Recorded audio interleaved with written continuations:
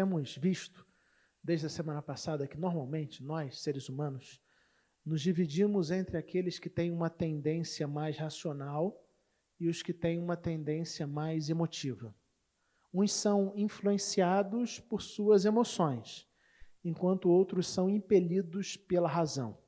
E nesse dualismo, via de regra, a gente se identifica de um lado ou de outro e parece que não existe espaço para equilíbrio. Mas será que precisa ser assim? Será que existe um lugar onde razão e emoção se encontram? Na última semana, nós já começamos a ver que existe.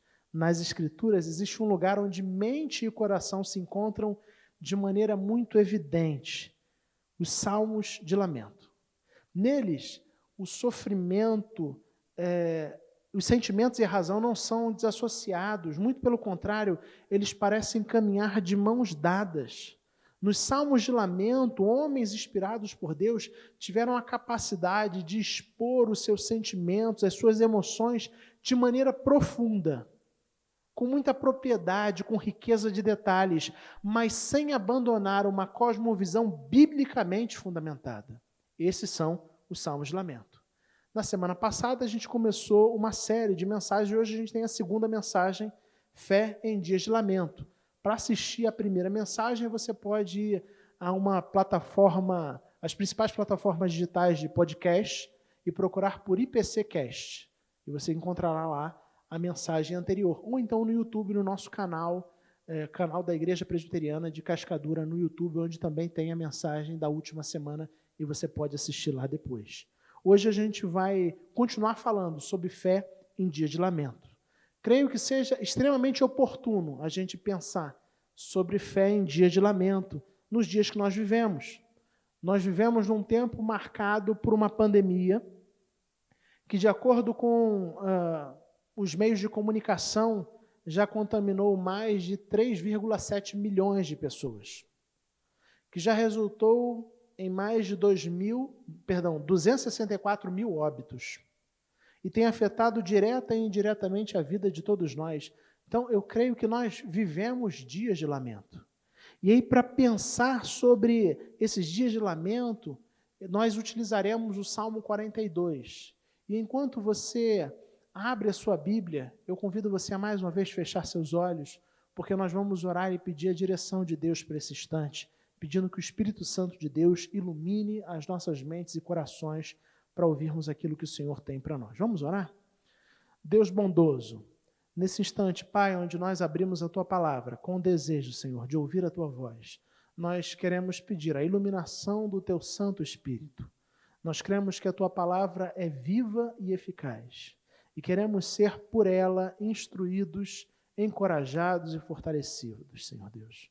Que nós ouçamos de maneira muito clara, Senhor Deus, a Tua voz nesse instante. E que a Tua palavra dê direção para a nossa caminhada, Senhor Deus. Em nome de Jesus, que as nossas mentes e corações estejam atentas àquilo que o Senhor tem para cada um de nós neste dia, em nome de Jesus. Amém. Salmo 42 é o texto que servirá de base para a nossa reflexão nessa noite. Como a corça anseia por águas correntes, a minha alma anseia por Ti, ó Deus. A minha alma tem sede de Deus, do Deus vivo.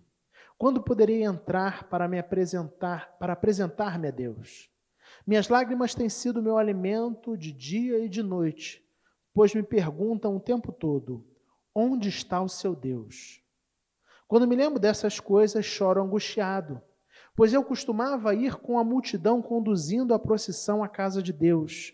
Com cantos de alegria e de ações de graças, entre a multidão eu festejava.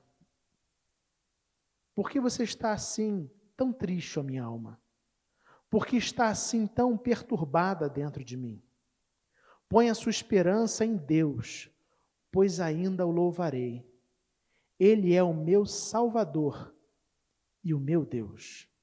A minha alma está profundamente triste, por isso de Ti me lembro, desde a terra do Jordão, das alturas do Hermon, desde o monte Mizar. Abismo chama abismo, ao rugir das Tuas cachoeiras, todas as tuas ondas e vagalhões se abateram sobre mim. Conceda-me o Senhor o seu fiel amor de dia. De noite esteja comigo a sua canção. É a minha oração ao Deus que me dá vida. Direi a Deus, minha rocha, por que te esqueceste de mim? Por que devo sair vagueando e pranteando, oprimido pelo inimigo? Até os meus ossos sofrem agonia mortal, quando os meus adversários zombam de mim, perguntando-me o tempo todo, onde está o seu Deus? Por que você está assim tão triste, ó minha alma? Por que está assim tão perturbada dentro de mim? Ponha a sua esperança em Deus, pois ainda o louvarei. Ele é o meu Salvador e o meu Deus. Amém. Embora o nome de Davi não seja citado no Salmo, grande parte dos comentaristas atribuem o Salmo 42 ao rei Davi, o famoso rei Davi, o famoso rei de Israel.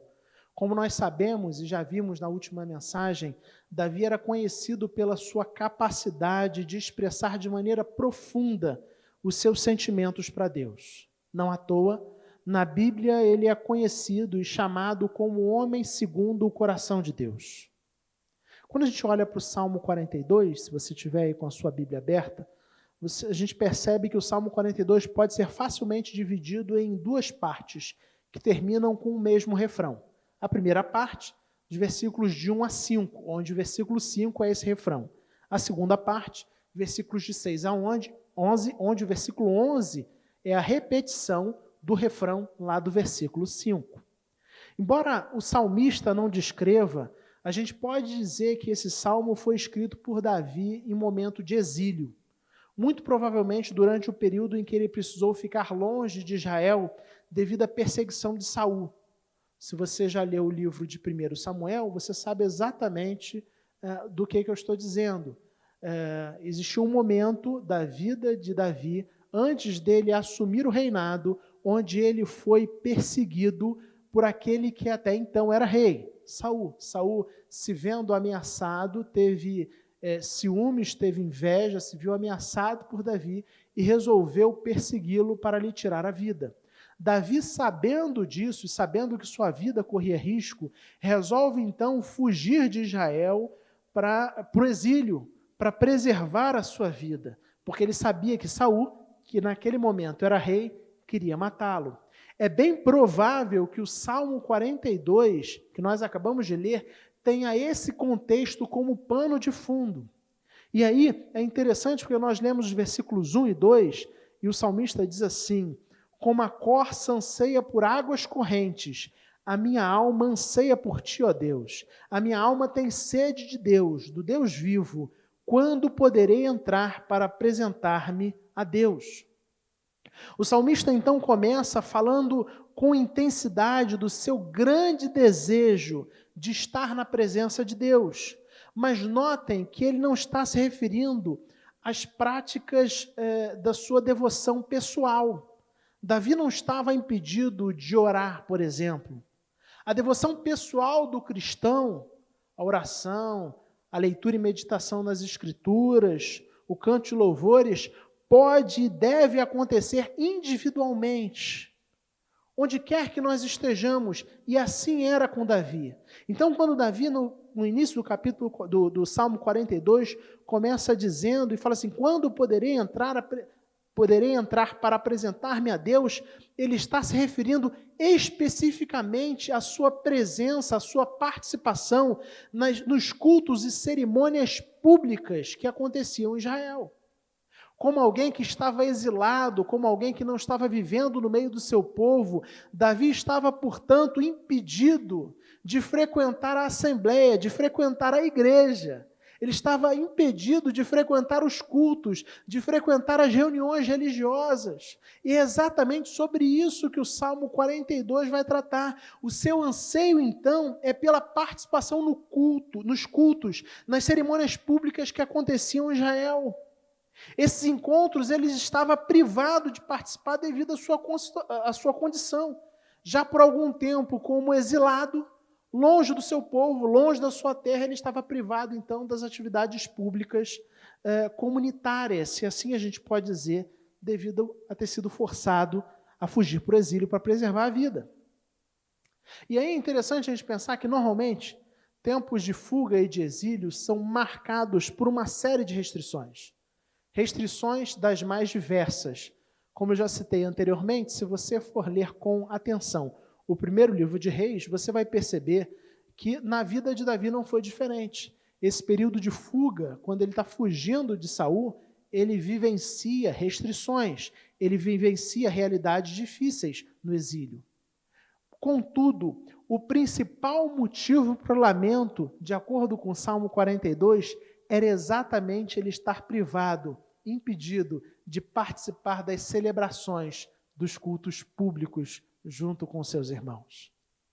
Percebam que, em meio a uma série de restrições e dificuldades da vida de alguém que está em fuga, exilado, a principal inquietação de Davi reside não na sua condição de exilado, mas no fato de que a sua condição de exilado o torna impossibilitado, o priva da possibilidade, da realidade de celebrar comunitariamente, de participar das reuniões, de participar dos cultos.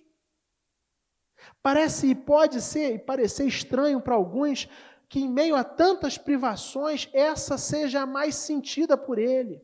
Mas a verdade é que para crentes, para discípulos de Jesus, a impossibilidade de congregar, de se reunir com os outros irmãos para cultuar ao Senhor, é certamente um motivo de grande dor, de tristeza e de inquietação.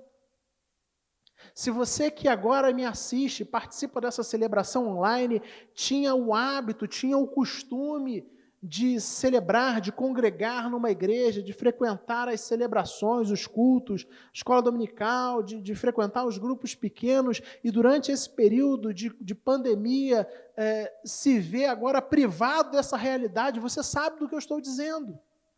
Nas últimas semanas, a CNN Brasil divulgou uma pesquisa perguntando sobre quais lugares as pessoas voltariam a frequentar assim que acabasse o isolamento social. Então, a ideia da pesquisa era saber assim, olha, assim que não existir mais restrições, onde você puder ter liberdade de ir para a rua e de voltar à sua vida e à sua atividade, quais são os lugares que você quer ir primeiro? Quais são os lugares mais urgentes?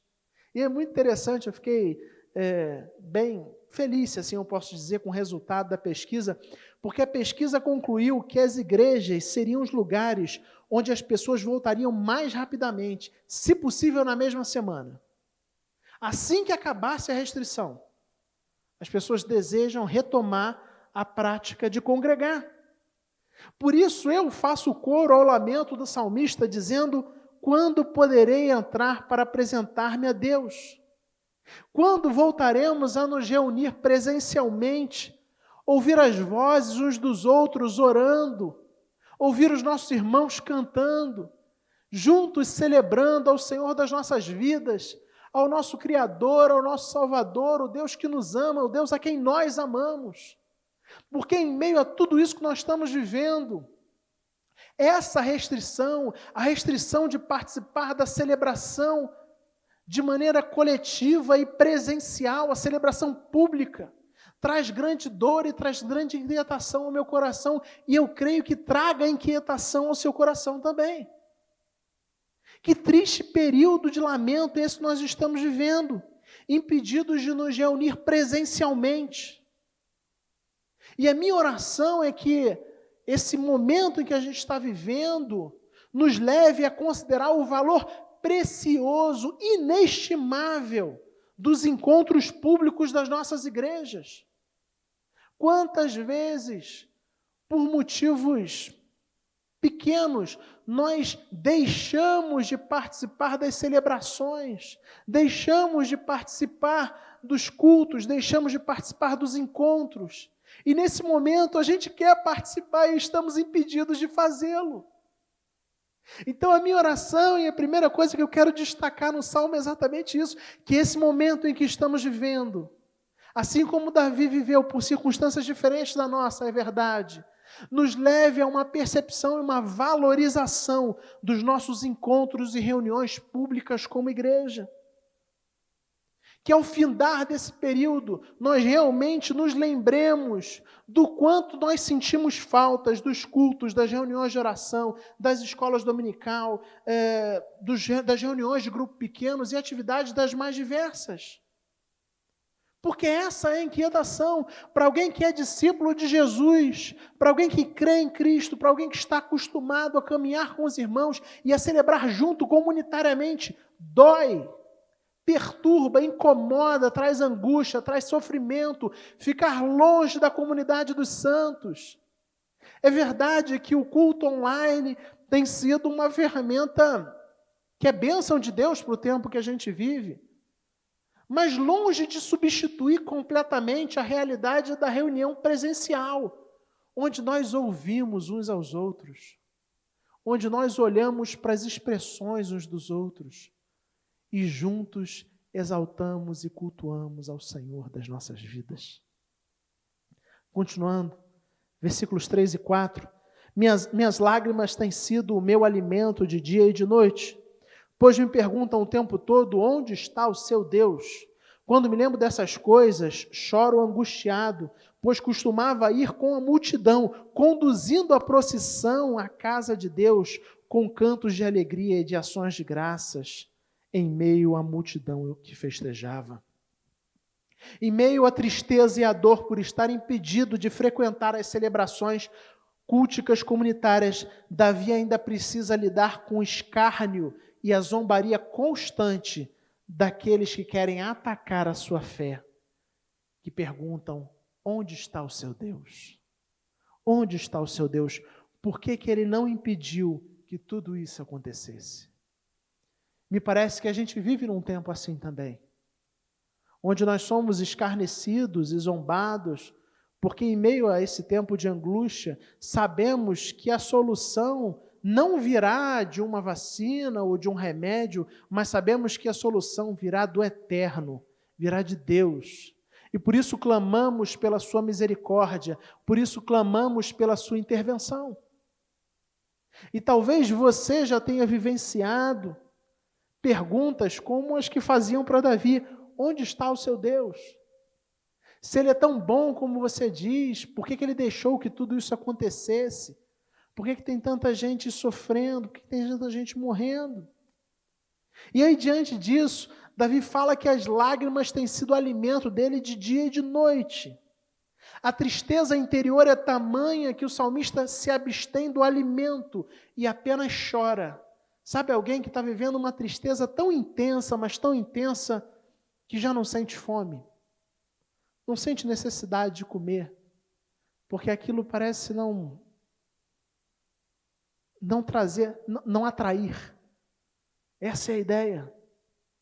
E aí no verso 4, o salmista se diz angustiado, e ele compara a situação atual de alguém que está privado dessa vida cultica comunitária com a sua situação anterior. Ele fala assim, olha, antes eu ia na frente da multidão, eu conduzia a procissão para a casa de Deus. Quando as pessoas iam, eu estava lá na frente, indo na frente de todo mundo.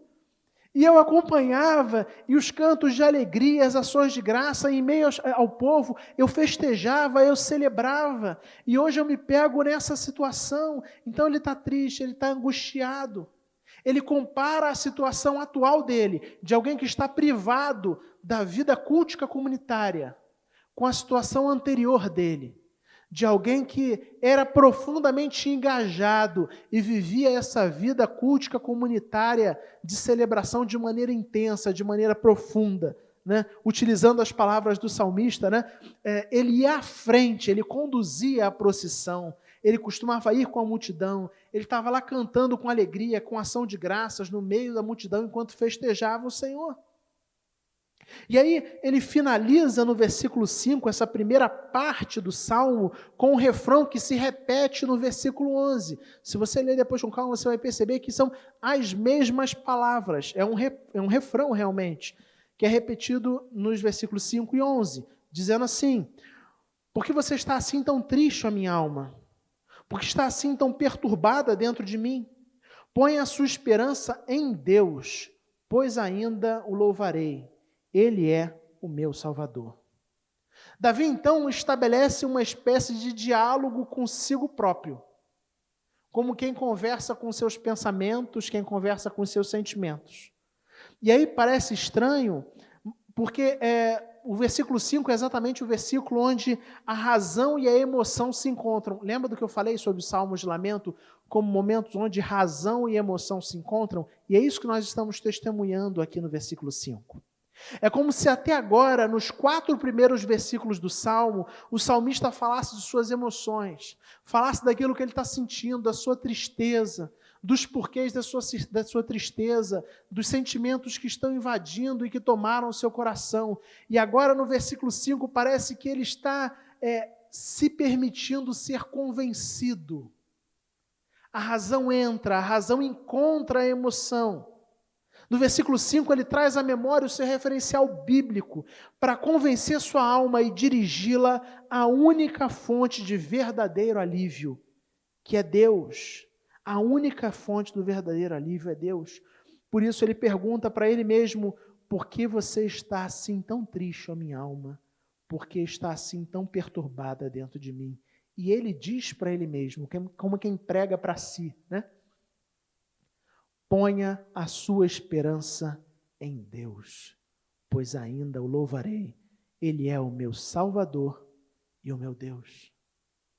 Então, é verdade que nós podemos, em alguns momentos, nos sentirmos abatidos e inquietos em meio às circunstâncias que a gente está vivendo. Isso é verdade, principalmente, pensando na realidade do texto, do assunto que nós estamos tratando, pela impossibilidade, pelo fato de nós estarmos privados de nos reunirmos presencialmente como igreja. Como pastor, às vezes eu ligo para as pessoas ao longo da semana, faço contato, tenho feito contato com as pessoas ao longo da semana, e é muito comum conversar com as pessoas e ouvi-las dizendo: olha, pastor, como tem sido difícil estar longe dos irmãos, como tem sido difícil estar longe da comunidade, como tem sido difícil não prestar culto presencialmente. Isso dói, isso incomoda, isso machuca, isso perturba, isso traz angústia. E a questão, o questionamento que todos nós parecemos fazer é: até quando a gente vai viver essa realidade? Quando nós teremos a oportunidade de novamente nos reunirmos de maneira presencial para celebrar o Senhor das nossas vidas? Quando será esse culto, que certamente será um culto marcado por ação de graça? Um culto marcado por muita celebração e gratidão a Deus. Essa é a realidade. Então, é verdade que a gente pode se sentir abatido e inquieto em meio às circunstâncias que nós estamos vivendo. Isso é uma verdade. Contudo, nesses momentos, eu e você precisamos convencer a nossa alma, para que a nossa alma se dirija a Deus, sabendo que a presença de Deus nos sustenta, que Ele é o nosso Salvador, que Ele é o nosso Deus e que nós ainda o louvaremos juntos. É disso que o versículo 5 está falando. E aí na segunda metade do Salmo, versículos 6 a 8, nós lemos assim: a minha alma está profundamente triste, por isso de ti me lembro desde a terra do Jordão, das alturas do Hermon, desde o monte Mizar, abismo chama abismo, ao rugir das tuas cachoeiras, todas as tuas ondas e vagalhões se abateram sobre mim. Conceda-me o Senhor o seu fiel amor de noite esteja comigo a sua canção. É a minha oração ao Deus que me dá vida. É a minha oração ao Deus que me dá vida. Em meio ao abatimento, à tristeza e à aflição, o salmista se lembra de Deus. E esse é o seu consolo, porque em Deus há esperança. A certeza é de que nós podemos colocar a nossa confiança no nosso Deus, porque o nosso Deus é uma rocha. É possível construir sobre a rocha, sobre a certeza que é Deus ao nosso lado, que é Deus presente nas nossas vidas. No versículo 7, ele diz e demonstra que em tempos de aflição, Os servos de Deus se distinguem dos outros exatamente pela percepção imediata e pelo reconhecimento da mão de Deus em meio às tribulações. Então perceba o que diz o versículo 7, e ele percebe e tem a clareza de que Deus está agindo em todas as coisas. Abismo chama abismo, ao rugir das tuas cachoeiras, todas as tuas ondas e vagalhões se abateram sobre mim. Então, até mesmo esse momento de tensão, de sofrimento e de angústia, longe de acreditar que está abandonado à sua própria sorte, o salmista entende que tudo isso tem a ver com o dirigir de Deus na história. É Deus dirigindo a história. É Deus cumprindo o seu propósito e cumprindo o seu plano. Talvez você esteja perguntando onde está Deus em meio a tudo isso. Deus continua no mesmo lugar. Deus continua no seu trono, reinando e agindo, e intervindo na história para cumprir os seus propósitos. Essa é a cosmovisão, essa é a percepção a respeito do fato do mundo que nós precisamos ter. A percepção de que nós não estamos abandonados à nossa própria sorte. A percepção de que existe um Deus que governa a história da humanidade. E que age e intervém de maneira ativa na minha e na sua vida. Alguém de quem nada, absolutamente nada, foge do controle. É nesse Deus que nós cremos. E aí ele faz uma maravilhosa súplica. Versículo 8. Conceda-me o Senhor o seu fiel amor de dia, e de noite esteja comigo a sua canção. É a minha oração ao Deus que me dá vida. Olha que maravilhosa oração que Davi faz aqui. Conceda-me o Senhor o seu fiel amor de dia. Dia após dia, Senhor, eu dependo. Eu só existo por causa do teu fiel amor. E de noite esteja comigo a sua canção. Em meio a tudo isso que eu estou vivendo, que eu desfrute do amor de Deus ao longo dos dias e que eu seja levado a cantar louvando a Deus durante as noites. Essa é a oração ao Deus que me dá vida. Davi sabia que a sua existência e a sua vida eram sustentadas por Deus. E por isso ele pede que o Senhor o conceda amor e canção, o Deus que o dá vida. E aí ele conclui o Salmo, nos versículos de 9 a 11, onde nós lemos assim: direi a Deus, minha rocha, por que te esqueceste de mim? Por que devo sair vagueando e pranteando, oprimido pelo inimigo? Até os meus ossos sofrem agonia mortal, quando os meus adversários zombam de mim, perguntando-me o tempo todo, onde está o seu Deus? Ele faz uma espécie de alternância, porque ele começa dizendo que Deus é a rocha dele. Direi a Deus que é a minha rocha. O Deus que é seguro, o Deus sobre o qual a minha vida está construída, sobre o qual a minha fé e a minha caminhada e a minha história estão alicerçadas. Esse Deus é a minha rocha. Então Davi tem essa certeza. Mas como os Salmos de Lamento é um lugar onde os sentimentos e a razão se encontram, ele começa dizendo que ele irá falar para o Deus que é a rocha dele, fazendo uma grande afirmação, e logo depois ele pergunta, por que te esqueceste de mim? Porque esse é o sentimento que ele tem. De alguém que já vive uma circunstância desafiadora há tanto tempo, que já está há tanto tempo privado. A inquietação no Salmo 42, exatamente por estar privado da vida cultica comunitária, essa é a inquietação do salmista, que ele naturalmente ele diz, olha, o Senhor se esqueceu de mim, eu quero ter oportunidade de voltar a congregar, de voltar a caminhar. Devo sair vagueando e pranteando, oprimido pelo inimigo. Versículo 10, até os meus ossos sofrem agonia mortal, quando os meus adversários zombam de mim. E aí, percebam o que causa agonia mortal a Davi.